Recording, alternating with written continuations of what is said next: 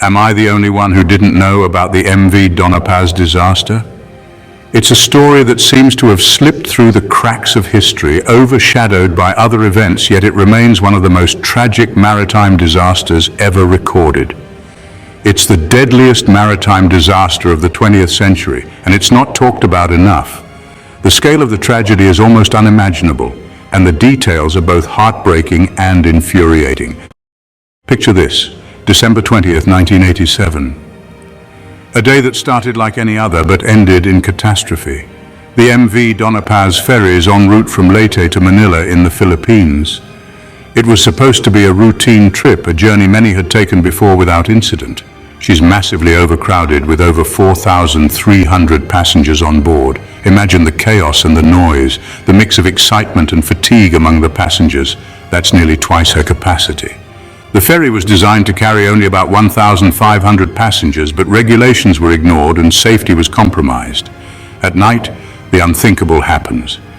The sea, usually a place of calm and reflection, becomes a stage for disaster. The MV Doña Paz collides with the MT Vector, an oil tanker carrying thousands of barrels of petroleum. The impact is catastrophic, and the consequences are immediate. Within minutes, the sea turns into an inferno.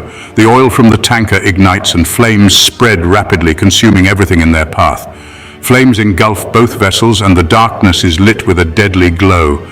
Panic ensues. People are screaming, running, trying to find a way to escape the burning hell. Most passengers had no life jackets, a basic safety measure that could have saved many lives. And safety measures were sorely lacking. The ferry was ill-equipped to handle any emergency, let alone a disaster of this magnitude. People jumped overboard to escape the flames, only to find themselves in burning oil-covered water. Survivors recall the horror. The water, usually a refuge, became another element of terror. One moment they're asleep or chatting with family, enjoying the journey, unaware of the impending doom. The next, they're fighting for their lives against the flames and the sea. The transition from normalcy to chaos was almost instantaneous. Out of over 4,300 passengers, only 26 survived. The odds were overwhelmingly against them, yet these few managed to cling to life. 26. That's it. The number is staggering, a stark reminder of the scale of the tragedy. The investigation revealed shocking details. It wasn't just an accident, it was a disaster born of negligence and oversight. The MV Doña Paz had no radio, crew were ill-trained, and communication was virtually non-existent. In an emergency, these failures proved fatal, and the ship was in terrible condition. Rusty, old and poorly maintained, it was a ticking time bomb. It was a disaster waiting to happen. The warning signs were there, but they were ignored, leading to this tragic outcome.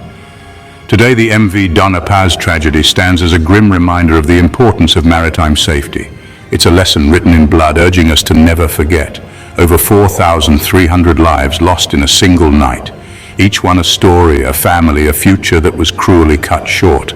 Let's not forget their stories. The survivors and the victims deserve to be remembered. Their stories told and retold. Stay curious, stay informed, and always remember the lessons of the past. History has much to teach us, and it's up to us to listen. Until next time, take care. Let's honor the memory of those lost by ensuring such a tragedy never happens again.